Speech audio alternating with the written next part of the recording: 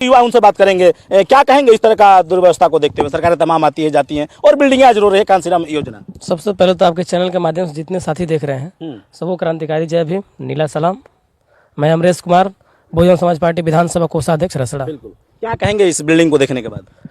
देखिए, ये तो पूरे प्रदेश का दुर्भाग्य है। ऐसा नहीं है कि सिर्फ रसड़ा विधानसभा है और यहाँ ही इस कांसीराम आवास योजना का इस तरह से धज्जिया उड़ा हुआ है। ये पूरे प्रदेश में हुआ है। और माननीय अखिलेश यादव जी का बहुत बहुत धन्यवाद देंगे, क्योंकि वो अपने आप को दलित हित ऐसी कहते हैं। बहुत धन्यवाद देंगे कि उन्होंने इस स्थिति में इसको ला के छोड़ा। बहन जी ने इसका निर्माण किया जब सत्ता में आई। और वही धन्य हमारे अखिलेश यादव जी हैं, जो दलित हित ऐसी बनते हैं, पीडीए का नारा लेके चलते हैं। धन्य है प्रभु हमारे कि उन्होंने बहन जी के दिए हुए इस कांसीराम आवास योजना को रोक दिया। जो जीरो बैलेंस पे छात्रवृत्ति से एडमिशन होता था उसको उन्होंने रोक दिया। जब उनकी सरकार आई तो 14 जिला बने थे। माननीय बहन जी ने बनाया था महापुरुषों के नाम पे, उनको तोड़ के बदलने का काम किया। तो धन्य हमारे क्या बोलते हैं अखिलेश यादव जी है। अभी क्रीमी लेयर जब लागू हुआ था वर्गीकरण वाला, तो उसमें उनके सांसद जो भाई धर्मेंद्र जी हैं, उन्होंने कहा था कि समाजवादी पार्टी और सपा के परिवार हम चाहते थे 60 के दशक से चाहते थे कि क्रीमी लेयर लागू हो जाए। और ये लोग कहते हैं कि हम पीडीए परिवार, हम दलित हितैषी हैं। बताइए, कोई कहता है कि हम 60 यानी कि 60 साल पहले से हम चाहते थे क्रीमी लेयर लागू हो। आप कैसे कह सकते हो दलित के हितैषी हैं? तो ये दुर्भाग्य हमारा है कि हमारी बहन जी का सरकार नहीं हुआ, बहुजन समाज पार्टी की सरकार नहीं हुई। सरकार होती तो आज चमकती पूरी मकान होती। क्या इंतजार रहेगा 2027 से बहन जी आएंगे और वही अलर्ट करेंगी?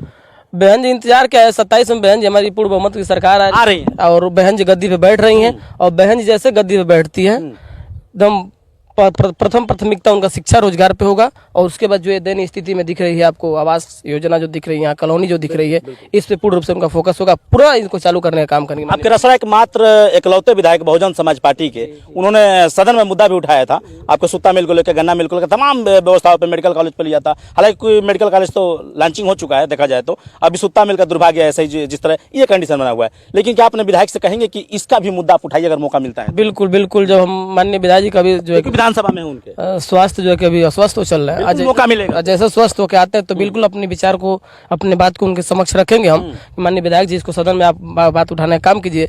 जैसे आपने मेडिकल कॉलेज का बात उठाया, वो आज देखिए बनने के लिए तैयार हो गया है। तो ऐसे इसका भी आप तो अपना जमीन भी दे रहे हैं। हाँ, ये तो जमीन अपना 30 बीघा जमीन भी देने के लिए कहते कि नहीं, हम 30 बीघा जमीन दे देंगे। तो धन्य हमारे माननीय विधायक जी हैं कि जो उनके पास इतना बड़ा कलेजा है। और यही जो है कि सपा के जो सांसद विधायक मंत्री बनते हैं वो भी कहते हैं कि हम दलित हितैषी हैं। लेकिन पूरे रसड़ा विधानसभा में देखा जाए तो कहीं नजर नहीं आता है। और रसड़ा विधानसभा की बात छोड़ दीजिए, पूरे प्रदेश देश में दिखा जाता है कि कहीं सपा जो है कि दलित के पक्ष में कभी खड़ा नहीं हुई है और अपने आप को दलित हितैषी कहती है। 1000 लोग इसमें शिफ्ट होंगे और वो 1000 जनता से क्या कहेंगे? हर समाज के लोग होंगे और जिस जिले के अंदर आते होंगे या फिर इस विधानसभा के लोग होंगे, उनके लिए क्या संदेश देंगे 2027 को लेकर, जो कि बिल्डिंग अलर्ट हो, बहन जी आए तो? मैं उनको यही कहूंगा कि देखिए, माननीय बहन जी की सोच कैसी थी कि गरीब और जो दबे कुचले जो है कि बहुत पीड़ित परिवार के लोग थे, जिनके पास रहने के लिए घर नहीं था, जमीन नहीं था, उनके अंदर कैसी सोच थी। भाई, गरीब सिर्फ दलित में तो है नहीं, सर्व समाज भी गरीब है। दबे कुचले अत्याचार सभी पे होता है। माननीय बहन जी की सोच थी कि हर सर्व समाज के जितने लोग होंगे गरीब, जिनके पास रहने के लिए मकान नहीं होगा, जब हमारी सत्ता शासन आई है तो हम उनके लिए कम से कम एक मकान दे दें कि स्वच्छ से अपने परिवार को लेकर वो रहेंगे।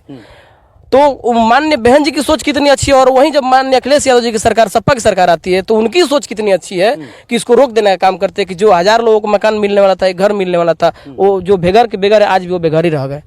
उनकी सोच कितनी अच्छी है। तो जनता को सोचना होगा कि उनके पक्ष में कौन सोच रहा है, उनके भविष्य के बारे में कौन सोच रहा है। उसके हिसाब से जनता को अपना फैसला लेना चाहिए। सिर्फ भौकाल को जैसे कि नहीं हम पीडीए बना के चल रहे हैं और हम उनको वोट दे देते, ऐसा नहीं होगा। धरातल पे काम दिखना चाहिए, धरातल पे क्या कर रहे हैं हमारे लिए, जनता के लिए क्या कर रही है सरकार। ये बुलडोजर बाबा की आप बात करते हैं, बुलडोजर बाबा क्या हम बात करें? ये तो एक मोदी जी है, कहते हैं कि हमारी 56 की छाती है। अब देख रहे मीडिया जो कि आप सरकार में नहीं है, बुलडोजर बाबा से डर नहीं लगता? कैसे डर? किस बात का डर?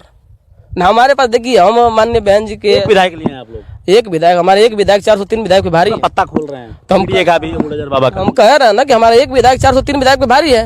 आज भी देख लीजिए, हमारा विधायक जब भी अगर वहाँ पहुंचते तो शेर की तरह दहाड़ के बोलने का काम करते हैं। और उनका उठाया हुआ मुद्दा है कि मेडिकल कॉलेज बलिया में बोलने जा रहा है, नहीं तो कोई आज तक बोला नहीं है उस पर। क्या ललकी टोपी वाला भैया नहीं बोलते थे? ललकी टोपी वाला कहाँ आज तक बोले हैं? नहीं बोले हैं एकदम बिल्कुल। पीआर का चाचा, पीआर का चाचा की हम क्या बात करें, वो तो कभी इस नाव पे सवार, जिले के मंत्री हैं रसड़ा। हाँ, मंत्री है तो उनकी क्या हम बात करें। वो तो कभी इस नाव पे सवार होते हैं, कभी उस नाव पे सवार होते हैं, तो उनसे हम क्या अपने पक्ष रखें। जिस जो सरकारें दलित के बिल्कुल विरोधी है, पीड़ित के बिल्कुल विरोधी है, उसके गोद में जाके बैठ गए हैं पियर का चचा। परिवारवाद तो करते, अगर उन इतना अपने समाज के हितैषी होते, संपूर्ण समाज के हितैषी होते, तो सबके बारे में सोचते हैं ना कि जब टिकट लेने की बात आती तो आप अपने बच्चे को टिकट दिलवाते। अरे राजभर, अगर आप राजभर हैं, आप मान लीजिए अपने जाति को ही आगे बढ़ा रहे हैं, तो कम से कम और भी राजभर समाज, हमारे बहुत भाई पढ़े लिखे हैं, बहुत नेता हैं ऐसे जो अपनी जनता की, अपने समाज की आवाज बहुत बुलंद तरीके से उठा सकते थे, उनको आप मौका देते। तो आप पहले अपना विधायक का जब टिकट आता है तो अपने बच्चों को देते हैं, सांसदी का टिकट आता है तो आप अपने बच्चों को देते हैं, मंत्री बनने के बाद आप खुद बन जाते हैं। तो इससे तो नहीं लग रहा है कि आप समाज का भला करना चाहते हैं, आप खुद का विकास करना चाहते हैं, और वही दिख भी रहा है, आप खुद का विकास किए हैं। और सेम उसी थियरी पे चलती है समाजवादी पार्टी, वो भी परिवारवाद। देखिए जितने सांसद बने उनके परिवार से बने हैं, एक दो को छोड़ा के। और लोग कहते हैं कि माननीय बहन जी जो है कि वो जो है कि बिल्कुल ध्यान नहीं देती हैं, बिछड़ गई हैं, मिशन से भटक गई हैं। अगर माननीय बहन जी हमारी भटक गई होती मिशन से तो यहाँ जो है कॉलोनी तैयार नहीं हुआ होता। जो अखिलेश यादव एम्बुलेंस का सुविधा आया था, 100 नंबर जो गाड़ी आई थी प्रशासन की, वो माननीय बहन जी की देन थी। आप इनके सरकार में लॉन्च होगी वो अलग की बात है, उनका बनाया हुआ नीति माननीय बहन जी की थी। जब बहुजन समाज पार्टी तब की बनाई हुई नीति थी। जो एक एक्सप्रेसवे की आप बात करते हैं वो बहन जी की नीति थी, जब पास हुआ उसको पूर्ण रूप में जाके देखिए भाजपा सरकार में जो कि काम पूरा हुआ है। लेकिन जो बहन जी ने किया अपने शासनकाल में वो सर्व समाज के लिए किया। माननीय हमारे अखिलेश यादव जी धन्य है कि वो जितने कार्य बहन जी ने किया उसको पूर्ण रूप से बिगाड़ने का काम किए। चलिए बहुत बहुत धन्यवाद। देख सकते हैं कि मेरी बातें हो रही थी रसड़ा विधानसभा यानी बागी बलिया में। उमाशंकर सिंह का गढ़ है ये, और उमाशंकर सिंह बहुजन के इकलौते विधायक भी हैं, और तमाम जो लोगों से मेरी बात हो रही है ये बहुजन के ही नेता हैं। लेकिन सवाल यहाँ बड़ा है क्योंकि यहाँ पर अगल बगल तमाम और विधायक मंत्री सरकारें आती जाती हैं। हालांकि ललकी टोपी वाले भैया माननीय अखिलेश यादव से भी मैं कहूँगा, और बुलडोजर बाबा की सरकार चले उनसे भी, और बगल में मंत्री है पियर का चच्चा यानी ओम प्रकाश राजभर। अगर कहीं ना कहीं आपकी नजरें इस बिल्डिंग पे जाती हो तो आप लोग भी इस आवाज को उठाएं। और क्यों? क्योंकि बहन जी ने बनवाया है कांसीराम योजना के अंतर्गत। तो हो सकता है कि बहन जी आए तो ये अलर्ट हो, लेकिन अगर चाहे तो बहुत कुछ हो सकता है। ज्यादा कुछ मैं नहीं कहूंगा, ये नेता हैं, अपनी आवाज को उठाएंगे और जनता तक मेरा काम है पहुंचाना। तो कैसा लगा वीडियो कमेंट बॉक्स में प्रतिक्रिया जरूर दीजिएगा। मिलूंगा जल्द नेक्स्ट वीडियो में। जब तक हिंदुस्तान तक न्यूज़। जय हिंद।